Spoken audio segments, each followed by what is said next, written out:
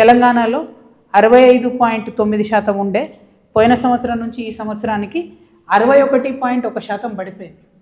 దేశవ్యాప్తంగా మహిళల ఎడ్యుకేషన్ పెరుగుతుంటే మన తెలంగాణలో మాత్రం మహిళల ఎడ్యుకేషన్ 4% పడిపోయింది.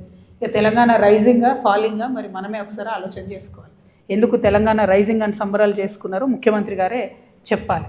ఇక గద్వాల విషయానికి వస్తే ఇంకా దారుణం ఏంటంటే 49.8% మాత్రమే ఇప్పటికీ కూడా మన ఎడ్యుకేషన్, మన లిటరసీ పర్సెంటేజ్ ఉన్నది. అందులో మరి ముఖ్యంగా మహిళలది చూసుకున్నట్టయితే 39.4% మాత్రమే మహిళా ఎడ్యుకేషన్ ఓవరాల్ గద్వాల్ జిల్లా 2 నియోజకవర్గాలు కలిపి ఉన్నది.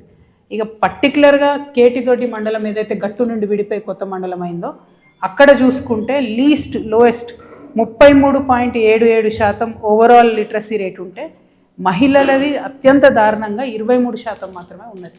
ఇక ఇక్కడున్న డికే అరుణమ్మ గారు ఉన్న పార్టీ బీజేపీ బేటీ బచావో బేటీ పడావో అంటారు. మరి ఏం పడాయిస్తున్నారో, ఎక్కడికి వెళ్ళి పడాయిస్తున్నారో నాకైతే అర్థమైతే లేదు.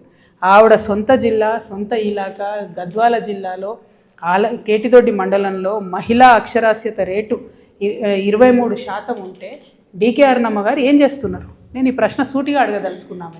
ఓవరాల్గా గద్వాల రాజకీయం అంతా చూసుకుంటే మీరు నాకంటే ఎక్కువ మీ అందరికీ తెలుసు. నేను కొత్తగా వచ్చిన, మొన్నటిదాకా నన్ను నిజామాబాద్లో ఖైదీ చేసి పెట్టారు. ఇప్పుడిప్పుడే నేను తెలంగాణ అంతా తిరుగుతున్నా మళ్ళీ ఉద్యమం తర్వాత. నేను మిమ్మల్ని రాజకీయంగా, మిమ్మల్ని పత్రికా మిత్రులు మీ ద్వారా ప్రజల్ని కోరుతా ఉన్నా.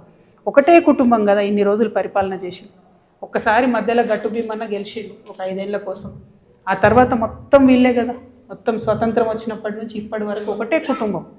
వాళ్ళ బావలు, అక్కలు, అన్నలు, తమ్ములు, వాళ్ళు ఇప్పుడు మేనల్లుడు, వీళ్ళే పరిపాలన చేసి. మరి ఇంత పరిపాలన చేస్తే ఈ 2 రోజుల పర్యటనలో తెలంగాణ రాకముందు ఆలంపూర్లో రోడ్లు ఎట్లున్నాయి, ఇప్పుడు అంతకన్నా అధ్వానంగా ఉన్నాయి.